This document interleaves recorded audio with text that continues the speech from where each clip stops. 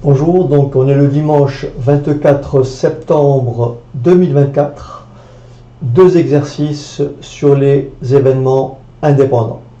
D'abord, rappel, deux événements grand A et grand B sont indépendants si et seulement si la probabilité de A inter B est tout simplement égale à la probabilité de A que multiplie la probabilité de B.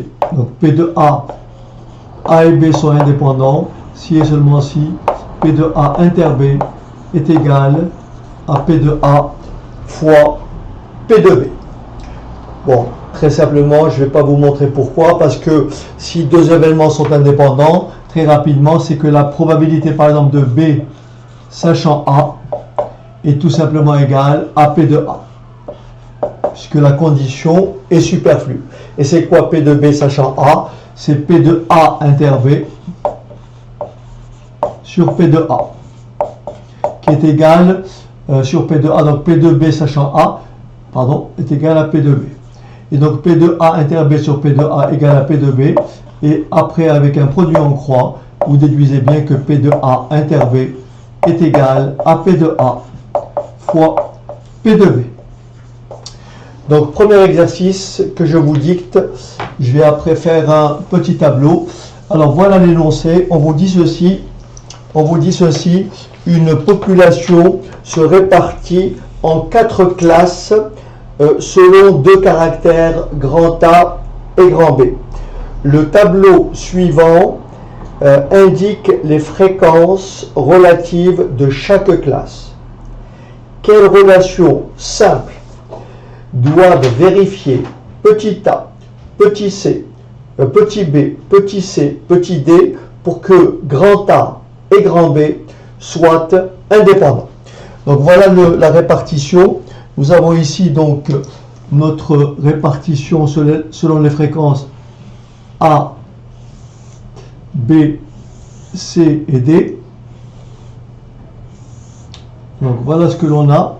Donc nous avons ici grand B, et là vous avez l'événement contraire B bar. Là vous avez grand A, et vous avez l'événement contraire grand A bar. Et là vous avez A, petit a, petit b, petit c, petit d. La question qui est posée, quelle relation simple doit vérifier petit a, petit b, petit c, petit d pour que A et B soient indépendants. Donc pour que A et B soient indépendants, c'est très simple, il faut que la probabilité de A inter B soit égale à la probabilité de A que multiplie la probabilité de B. Est-ce que vous êtes d'accord avec moi que la probabilité de A, c'est tout simplement cette probabilité-là plus celle-ci? Donc ce que je lis ici, c'est tout simplement la fréquence petit a plus petit b. Ce que je lis ici, c'est petit c plus petit d. Ça, c'est la probabilité de A bar. Là, qu'est-ce que je lis? La probabilité de B, c'est A plus C. Et là, qu'est-ce que je lis? La probabilité de B bar, c'est B plus D. Et bien sûr, ici, nous avons un total égal à A. Donc, pour que A et B soient indépendants, il faut donc avoir, j'écris, il faut que P de A inter B soit égal à la probabilité de A que multiplie la probabilité de B. Alors on y va. On va donc calculer la probabilité de A inter B. A inter B se trouve ici. C'est tout simplement petit a. Donc il faut que petit a soit égal à quoi? À P de A, c'est-à-dire à A plus B, que multiplie, d'accord, P de A, que multiplie P de B, c'est-à-dire A plus C. Voilà la relation que doivent vérifier petit a, petit b, petit c et petit d. Donc je répète, alors ici c'est bien A plus C, et donc P de A plus B, P de B, A plus C. Donc voilà la condition que doivent vérifier les événements A, B et C. On peut juste illustrer notre propos en prenant un exemple numérique. Regardez bien, on va essayer de faire ici ceci. Donc je vais prendre un événement A. Donc ici, voilà. Donc B, B bar, A bar. Là, je vais prendre, par exemple, pour P de A, je vais prendre 0,6. Forcément, A bar, c'est 0,4. Donc là, ça me fera du 0,1. Admettons que l'on prenne ici du 0,7. Là, je prends du 0,3. Donc, pour que A et B soient indépendants, il faut que P de A inter B soit égal à 0,7 fois 0,6. Donc, 0 ici, 42. Et il faut que P de A inter B bar soit égal à 0,6 fois 0,3. Ça fait bien 0,18. Et vous vérifiez bien que 0,42 plus 0,18, ça fait bien 0,6. Donc encore une fois, pour avoir cette valeur-là, il suffit de faire P de B fois P de A bar. Ça veut dire 0,4 fois 0,7, ça fait 0,28. Et si vous regardez bien, 0,28 plus 0,42, ça fait bien 0,7. Et bien sûr, ici, pour avoir cette valeur, soit vous faites 1 moins 0,18, ou bien vous faites 0,4 fois 0,3, ce qui vous donne bien 0,12. Et on peut vérifier ici, le A, c'est cette valeur-là. Vous voyez, le A, c'est cette valeur-là. Donc 0,42, et 0,42 est bien égal à A plus B. Donc A plus B, 0,6 plus B, 0,7, facteur de A plus C, 0,6, plus C, c'est-à-dire plus C, 0,28. 0,28. Si on fait l'opération, ça fait 0,13 que multiplie 0,88. 0,88. On dirait que, est-ce que je me trompe en faisant 0,88? Donc a priori, ça serait pas juste. Je vais donc corriger, il y a une petite erreur.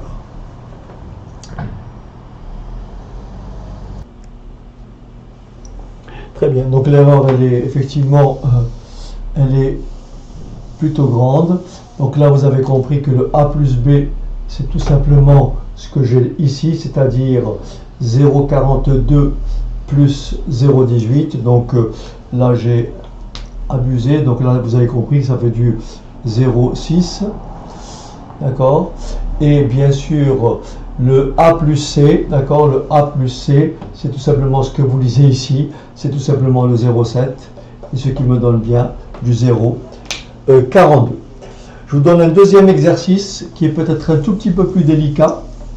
Alors voilà l'énoncé, si vous voulez bien. Voilà l'énoncé.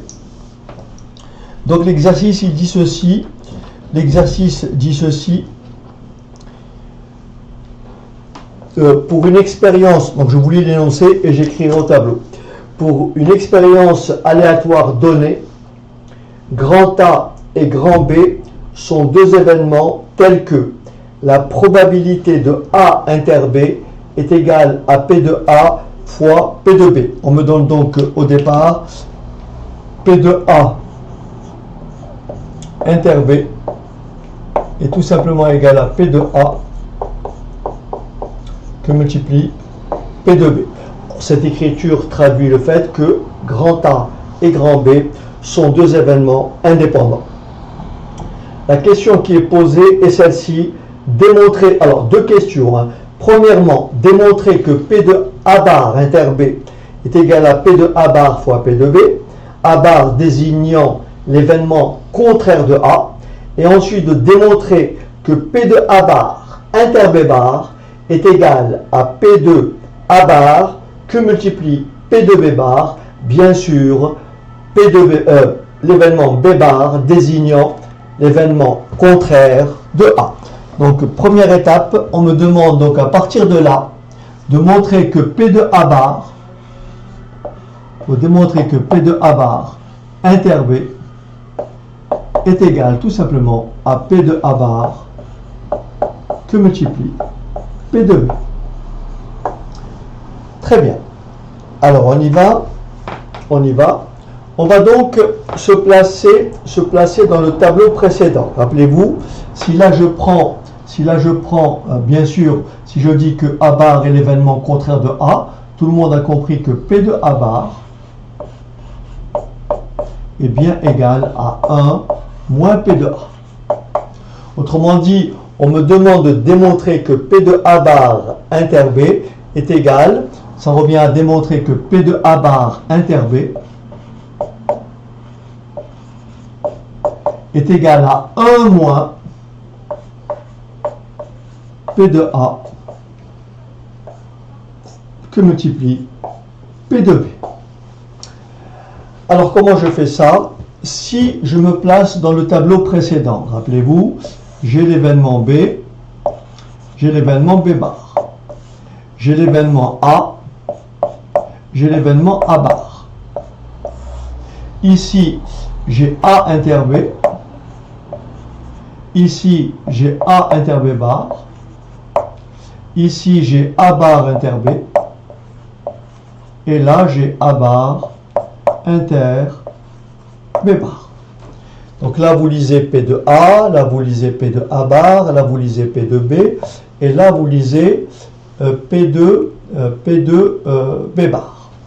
Donc là, si vous permettez, si je veux calculer, remplacer donc ici P de B par sa valeur, tout le monde a compris que, alors je vais écrire à côté, vous êtes d'accord que P de A bar inter B est égal à, alors P de A bar inter B, alors P de A bar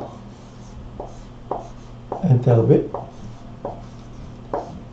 est égal, alors P de A bar, je le laisse pour le moment tel que, d'accord, P de A bar,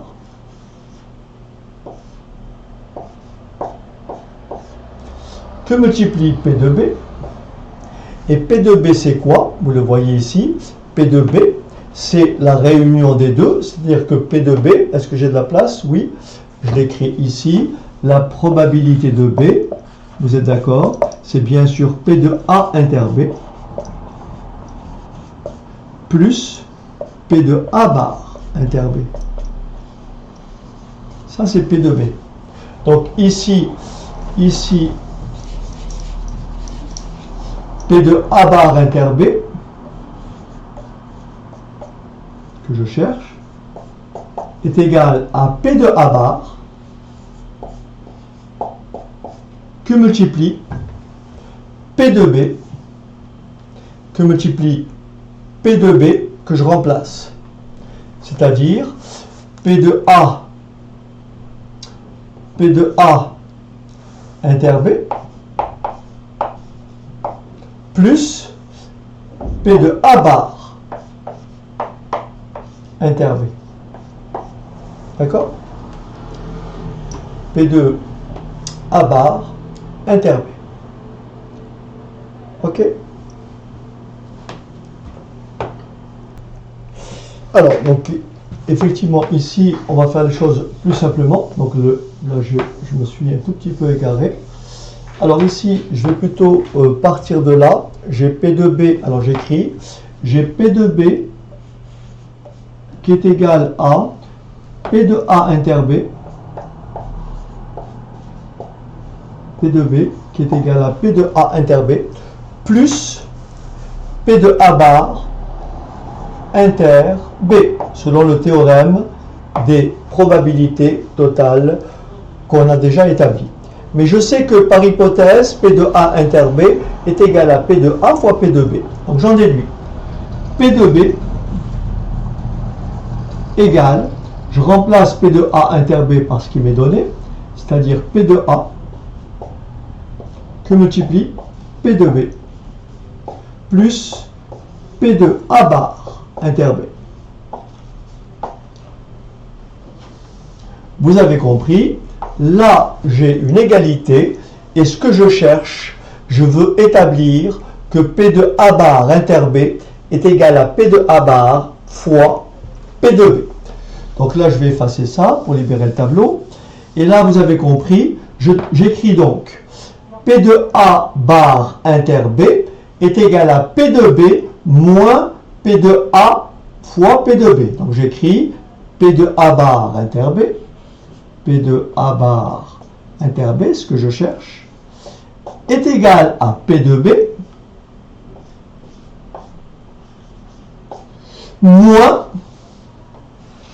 moins P de A fois P de B. Vous avez compris, je vais mettre P de B en facteur, ce qui va me donner P de A bar inter B est tout simplement égal, je mets P de B en facteur, ce qui me donne P de B facteur de 1 moins P de A. 1 moins P de A, c'est tout simplement P de A bar, et on a montré que P de A bar inter B est égal à P de A bar que multiplie P de B. Donc voilà pour la première relation. Donc à partir de, si P de A inter B égale P de A fois P de B, il en est de même, P de A bar inter B, c'est tout simplement P de A bar que multiplie P de B. De la même façon, on me demande de démontrer que P de A bar inter B bar égale à P de A bar que multiplie P de B bar. B bar étant l'événement contraire de A. De la même façon, P de B bar, c'est 1 moins P de B. D'accord? Donc on va partir de la même façon. Donc là, je peux effacer tout ça.